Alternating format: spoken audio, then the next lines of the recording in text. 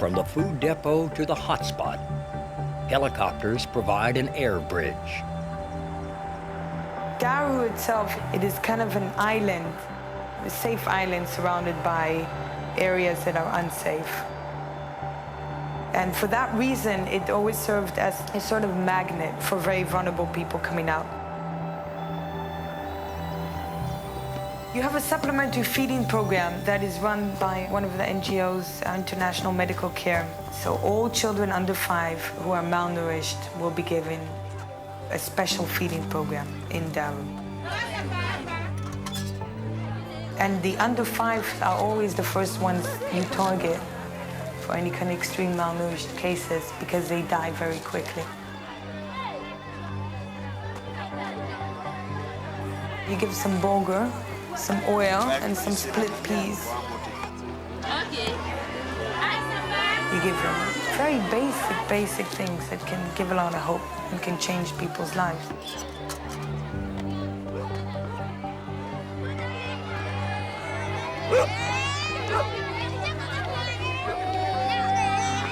Around the world, millions of human lives have been saved by helicopters.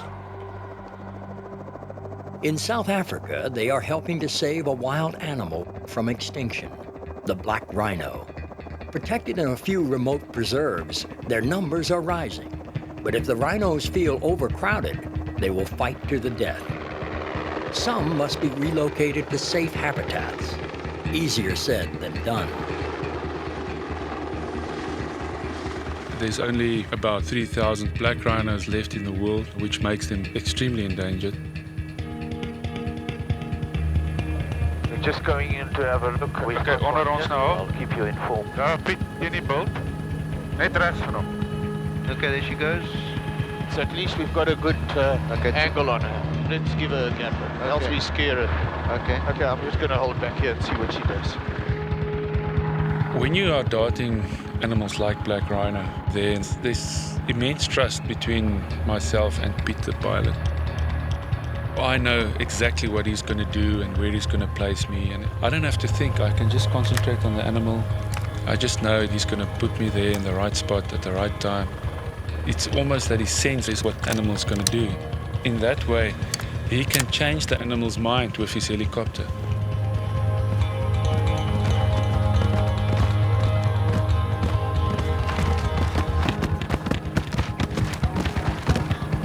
I'm going in for my dot. Nice shot. You know, working with these animals, one's got to be very careful at all times. You know, you don't want to waste an animal's life. Okay, Daryl, are you happy? Yeah, I'm happy, Pete.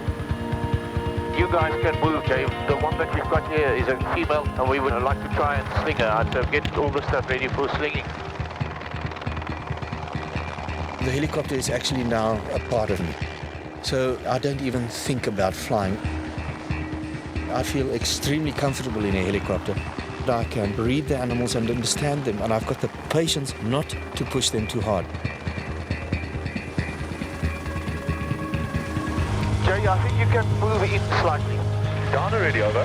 Yeah, she's down, and just watch out. The one that we darted is here with me. Please come. Copy. Once the animal is darted, we try to get to it as soon as possible, make sure it's breathing well.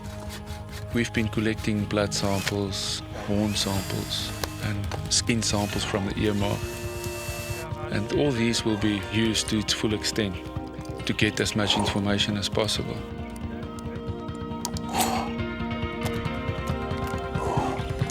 And that will make it possible to manage them in terms of relocation. Black rhinos need space. It's not an animal that survives very well in zoo situations.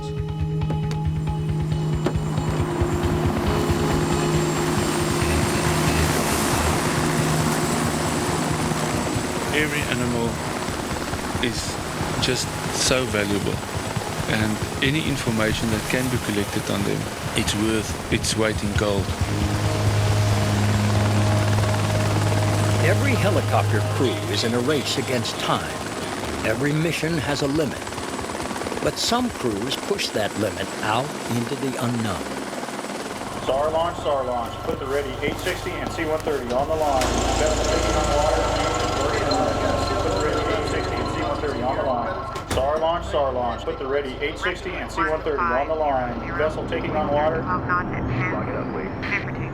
We were working in tandem with a C-130 Hercules that day. Our mission was to search and rescue two brothers whose 26-foot sailboat was taking on water. They were about 250 miles out. In February, when you're alone in the Atlantic, that spells trouble. East City Air, Rescue Copter 6026. Any updates on the status of the two men on board? 26 East City, roger. Status is unknown at this time. One sentence doesn't exist for a rescue swimmer. That is, sir, I can't do it. They won't ever say that, especially if they see the survivor. Then it's their survivor and it's personal. Rescue 6026, Camslant Chesapeake. The C-130 reports that the vessel is sinking. Survivors are in the water. Camslant 6026, roger that.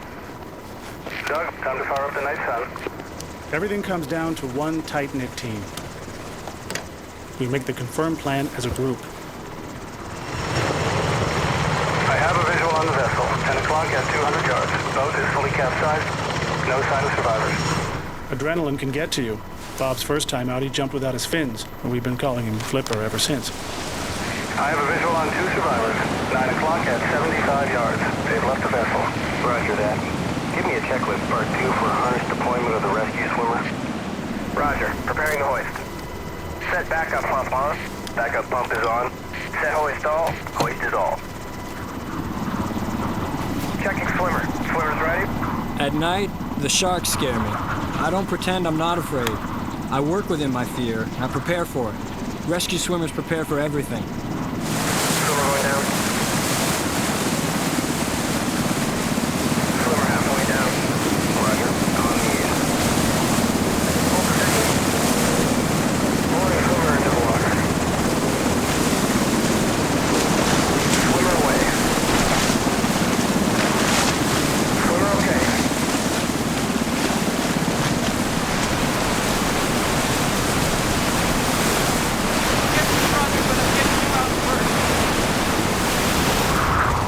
Basket is away. Roger. Rick, be advised we are bingo fuel in 20 minutes. Roger that.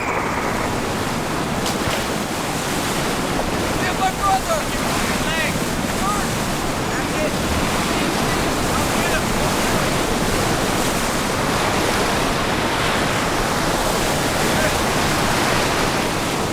Some people we rescue get combative.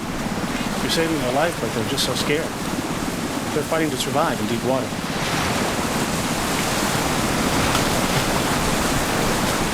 Basket is halfway up. Basket is at 20 feet. Basket is at 10 feet.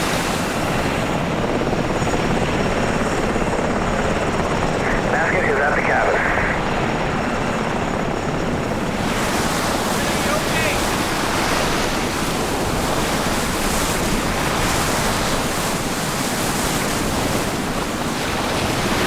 Basket going down.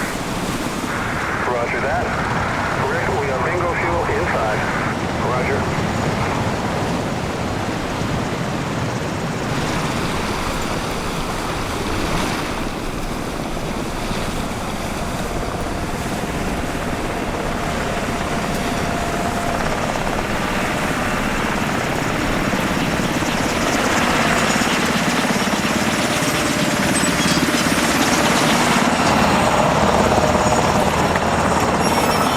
Get the rescue checklist part 2 to recover the rescue swimmer. Roger, sir. We have a full cable here. It's bird cage within the hoist drum, sir. Can you get it out? Negative, we've lost the hoist. How's the fuel looking there, Frank? We are bingo fuel at this time. If we don't depart right now, we're not going to make it.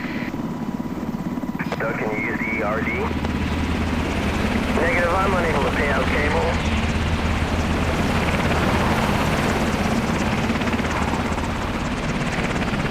Doug, see if you can get that raft down into the water.